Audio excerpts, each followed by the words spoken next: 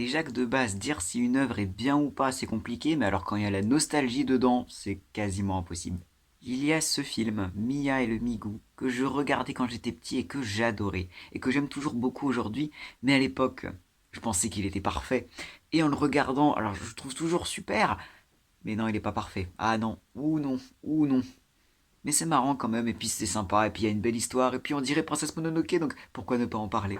Et évidemment, si je vous parle de Mia et le Migou, vous vous doutez que c'est un film d'anime français. Eh ben oui, mais vous le connaissez peut-être pas. Il y a tellement de films d'anime français qui sont géniaux et qu'on connaît pas. C'est scandaleux quand même. Si vous connaissez le film Princesse Mononoke de Miyazaki, vous allez voir que l'histoire elle va pas vous surprendre. Mia et le Migou est une histoire qui se passe en Amérique du Sud, donc déjà c'est plutôt original. Donc un pays d'Amérique du Sud dans lequel se trouve une grande forêt mystérieuse, millénaire, luxuriante, menacée par un chantier, menacée par un mec, Jake qui veut raser la forêt pour en faire une grosse station balnéaire, une grosse station touristique. Voilà, c'est les méchants pollueurs contre la gentille nature. Oui, bah c'est pas subtil, mais c'est pas fait pour être subtil. Est-ce que Mononoke c'était fait pour être subtil? Bah non, bah voilà, bah c'est pareil. Mia et le Migou, c'est pas fait pour être subtil, mais c'est pas grave, le message écolo de toute façon, on n'en aura jamais assez. Sauf que les travaux n'avancent pas comme prévu. Il y a des espèces de forces mystérieuses qui ont l'air de ralentir les travaux, qui font des nœuds avec les grues, il y a des énormes traces de pas par terre. Et on se dit, mais il y aurait pas une bébête étrange dans cette forêt? Une petite bébête qui menace le progrès? Ça veut dire qu'il faut la tuer. Contre ça, mon vieux, y a qu'un moyen. Chercher l'ordure qui chose du 98, la trouver et la battre.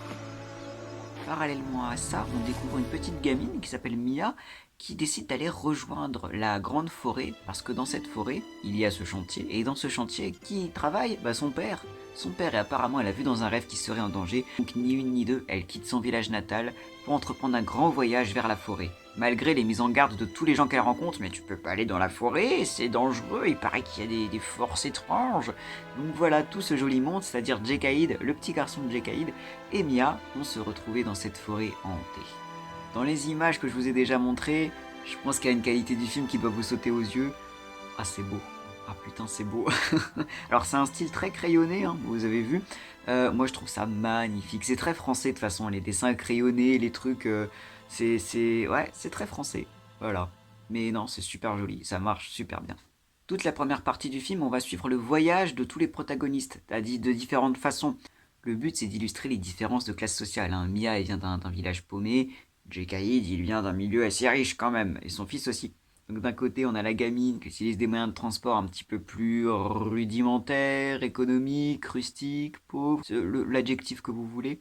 Et pendant ce temps-là, Jekad et Aldrin, son fils, vont en jet privé. Oui, il y a aussi une critique de ça, les luttes des classes, tout ça, c'est quand même un truc assez fort dans ce film-là. Alors j'arrête pas de vous parler d'Aldrin, oui, c'est le fils de Jekaïd. Il est super, c'est un petit gamin que son père est obligé d'amener parce que bah, la mère elle est partie, la mère elle est scientifique donc elle est partie en expédition au pôle Nord et la grand-mère elle est partie autre part donc bah, pas le choix, faut ramener le gamin, c'est chiant. Et pour le gosse? Parce que... Eh ben, pour une fois, tu te débrouilles. En tout cas c'est chiant pour le père. Aldrin, lui, c'est un gamin sympa, un gamin qui aime bien la nature, qui aime beaucoup les étoiles, qui est curieux de tout, qui est très gentil, mais qui souffre un peu de voir son père qui ne s'intéresse absolument pas à lui.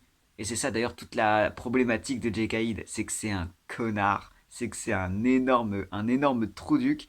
Et son fils, bah, malheureusement, il est père. Il est quand même père. Il peut pas l'enlever, ça. Donc même s'il s'occupe pas de son fils, bah, il l'a quand même dans les pattes. Bah, c'est compliqué.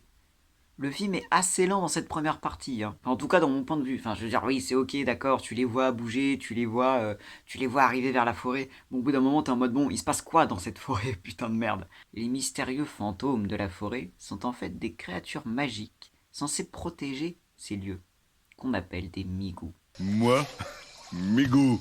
Migou? Mais c'est quoi Migou? Bah, c'est Migou, quoi. Alors, les migous étant présents dans le titre du film, on se dit ah bah du coup faut pas les louper, c'est des personnages importants. Et malheureusement, les migous ont deux problèmes à mes yeux.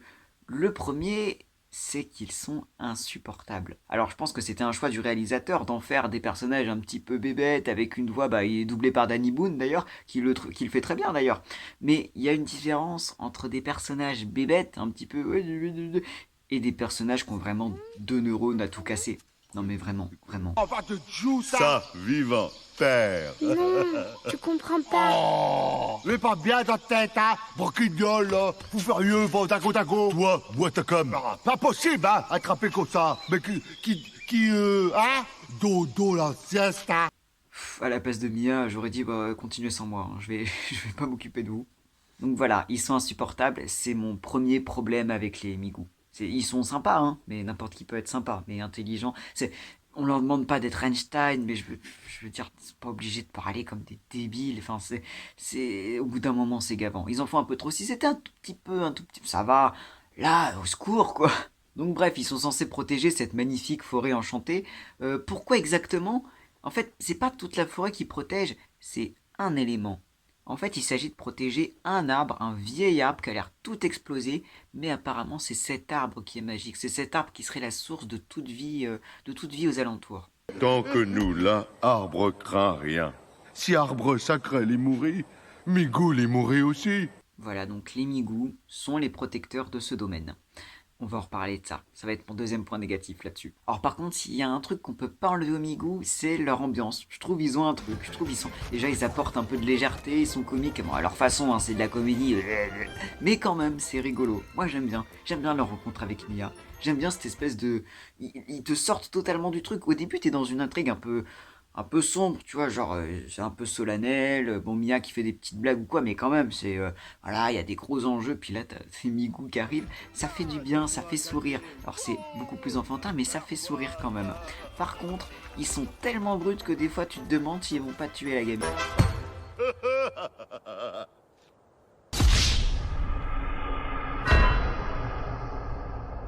Voilà, l'histoire aurait pu s'arrêter là.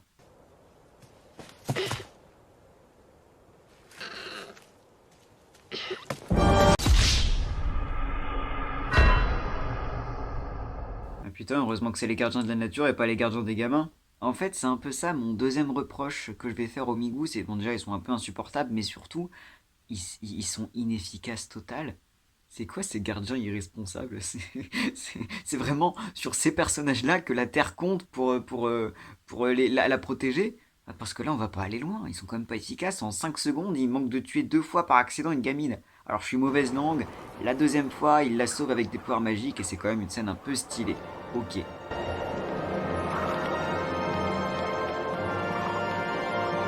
Mais quand même. Franchement, ils sont tellement teubés. Comment tu peux expliquer que l'arbre, il a pas été buté depuis déjà des siècles? Genre, à quel moment il le protège bien? C'est ça le reproche que je fais au film, quoi. C'est le côté, ouais, des forces maléfiques qui protègent. Ils protègent quoi exactement? C'est parce qu'ils sont nuls, ils arrivent à rien protéger. Tu parles de gardien? Surtout qu'en face, on a loin d'avoir un con. On a Jekide. Et il est temps de parler de Jekide plus profondément. Parce que c'est vraiment le point que j'aime le plus dans ce film. De toute façon, dans les films en général, le méchant c'est quand même important. Et surtout dans les films d'anime, j'ai l'impression. Il y a toujours un peu cette place un peu sacrée. Putain, Jekide, c'est un méchant. T'en fais pas souvent des méchants comme ça. Donc Jekide, c'est un investisseur, donc c'est celui qui veut construire la grande station balnéaire, c'est celui qui dirige le chantier en se moquant totalement des conditions de travail et de vie de ses ouvriers. Mais bon, ça, je suis méchant. Mais qu'est-ce que j'en ai à faire de votre Pedro? Vous voyez pas que j'ai des soucis 1 milliard de fois plus importants que votre minuscule petit problème à l'arrière du tout? Et il néglige totalement son fils. Vraiment, le gars n'est pas fait pour être père, sauf que manque de bol, il l'est, donc ça va pas s'effacer. Comment vous expliquer à quel point Jekide il est cool? Vous vous souvenez, on avait parlé d'une vie de chat, on avait parlé de Victor Costa, le méchant, et je vous avais dit que Costa c'était un super méchant parce qu'il était crédible, parce qu'il faisait vraiment peur, et parce qu'il était vraiment dangereux. Genre tu lui dis, t'es pas capable de faire ça? Si, il est cap. C'est ça qui faisait qu'il était dangereux. Jekide, c'est un bon méchant pour 3 choses. Déjà, il est vraiment dangereux également, comme Costa. Genre c'est vraiment un danger, que ce soit pour la nature en général avec son chantier, pour sa violence horrible, pour sa froideur envers son gamin, et pour ce qu'il va faire à l'arbre, parce que vous vous doutez bien qu'une fois qu'il aura compris que si je tue l'arbre, il n'y a plus de Migou, ouais, méchant un peu cliché, mais quand même, c'est un vrai danger. Mais il est aussi drôle. Et ça, Costa, il l'était pas beaucoup. Et c'était pas le but, tu vois. Mais lui, il est tellement caricatural, il est tellement drôle dans ses expressions, il est tellement naturel. Allez, mon poussin, t'en fais pas. Mais Tu te débrouilleras très bien. ne m'appelle pas mon poussin, tu sais très bien que ça m'agace. Excuse-moi, j'avais oublié mon bébé. Oups. Puis il lui arrive tellement de merde aussi, alors que Costa, il maîtrise la situation. C'est ça en fait la différence. Victor Costa, il maîtrise la situation, il contrôle tout, c'est lui le grand chef. J.K. non, il a des actionnaires, il a des gens qui veulent le financer ou pas, il a plein de soucis.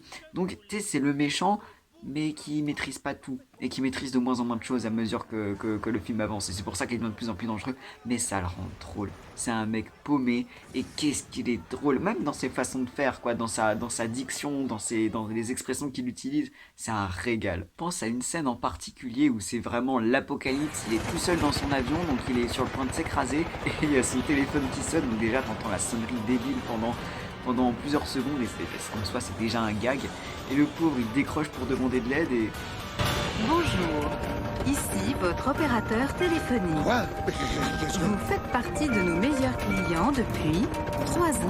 Nom de Dieu! Mais qu'est-ce que c'est que ça? Bravo, nous créditons votre forfait de 1 heure de communication gratuite. Bravo, bravo, bravo. Sécurisez le flanc gauche!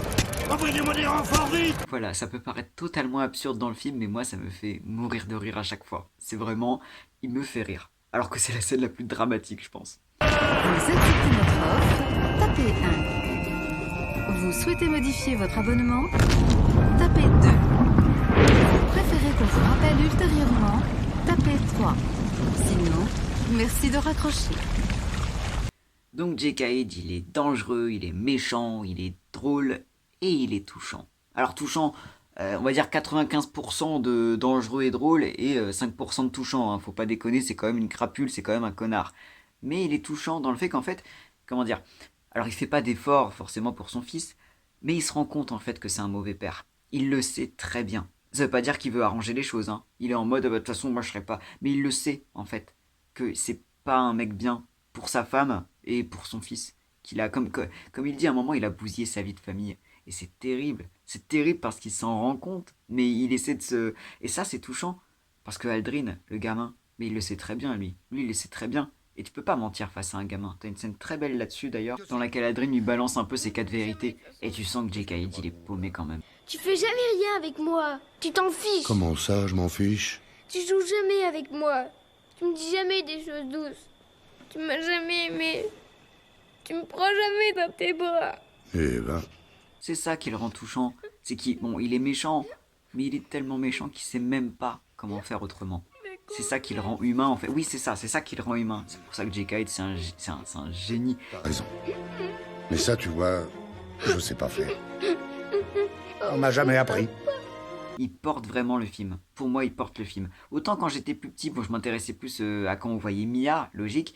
Mais là, c'est vraiment J.K. qui porte le film. Il est génial. Et il est d'ailleurs très brillamment doublé par Laurent Gamelon. De toute façon, en général, dans ce film, le doublage, il est excellent. Vraiment, tu passes un bon moment. Même le chef ouvrier, il est doublé de façon vraiment géniale dans chacune de ses paroles. Bah, c'est J.K.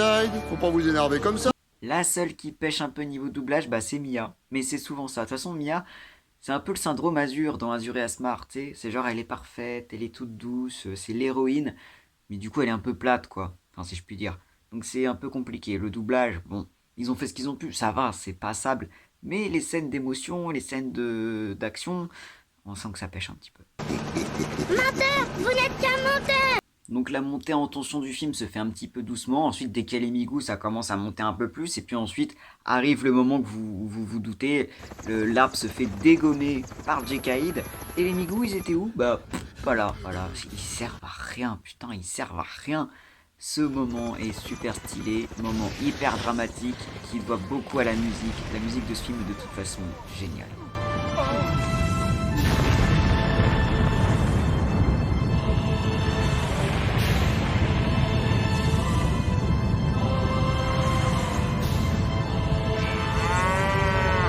Même si on a de la peine pour les migous, on se dit quand même, où est-ce qu'ils étaient? Ce que va leur dire Mia d'ailleurs à un moment. Où est-ce que vous étiez en fait quand l'arbre était menacé? Où est-ce que vous étiez quand je me suis échappé en sautant dans le vide en comptant sur vous pour me rattraper comme vous l'aviez fait avant?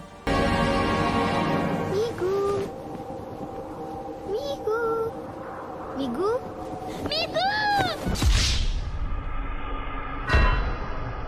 Donc malgré ce défaut des migous, Le film reste très très bon, en tout cas de mon point de vue. Il est bon, il plaira pas à tout le monde, hein, faut se dire. Voilà, le message il est très très martelé. Il y a un côté très poétique aussi qui plaît pas forcément à tout le monde, mais moi j'adore. Moi j'adore la poésie. Le film reste pas moins très intéressant, très agréable à regarder et l'évolution des personnages est très très impactante. Évolution physique pour Mia, évolution mentale pour Jake Hyde et même le petit bout de chemin d'Aldrin qui aimerait bien lui retrouver son père aussi. C'est ça qui est intéressant, c'est que les deux gamins cherchent leur père. Il y en a une, son père, il est plus là physiquement, mais elle sait qu'il l'aime. Il y a un amour entre eux qui est avéré dès le début, alors qu'Aldrin c'est l'inverse, son père il est là avec lui, mais il n'a rien d'un père. Et c'est ça il est en demande de ça. Donc c'est un truc qui est intéressant. D'ailleurs, la thématique du père, de toute façon, c'est une des thématiques de Mia et Migu.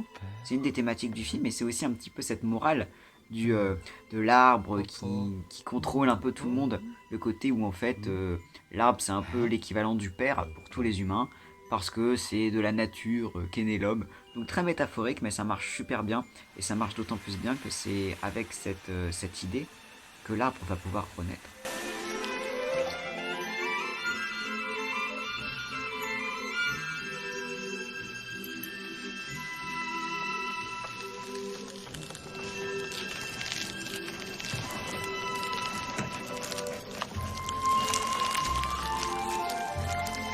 Encore une fois, très similaire à Mononoke. Le fait que le dieu de la vie ne peut pas mourir parce que la vie est un éternel recommencement. J'aime bien cette morale. Oui, elle est peut-être un peu facile, mais elle marche. Elle marche très bien, je trouve. Et cette thématique du père, elle permet de rapprocher, évidemment, les deux gamins. Les deux gamins qui sont proches de la nature, de la forêt pour Mia, des étoiles pour Aldrin, de cette image du père dont ils sont en recherche tous les deux. Ça les rend extrêmement touchants tous les deux, même s'ils passent assez peu de temps ensemble finalement. Mais avant de se rencontrer officiellement, ils se sont déjà croisés plusieurs fois. Le spectateur les a vus évoluer en parallèle et sait les points communs qu'ils ont. Donc ça marche, l'alchimie marche et elle marche très bien. C'est la première fois qu'on m'offre un collier. Chez nous, on dit qu'on devient une femme quand on reçoit un cadeau comme ça. Vraiment, Mia et Migu, c'est pas parfait, tu vois, c'est pas parfait. Mais putain, c'est quand même vachement bien. C'est quand même vachement bien. Faudrait regarder ça. Princesse Mononoke, bon, ça reste un truc incroyable. Mais on a notre version française, tu vois, qui paye pas de mine, mais qui est quand même vachement sympa. Et d'ailleurs, le réalisateur de Mia et Migu, il a bossé sur une vie de chat avant. Bah ouais. Ou après. Après, il n'y a pas de hasard hein, si ça se ressemble un petit peu.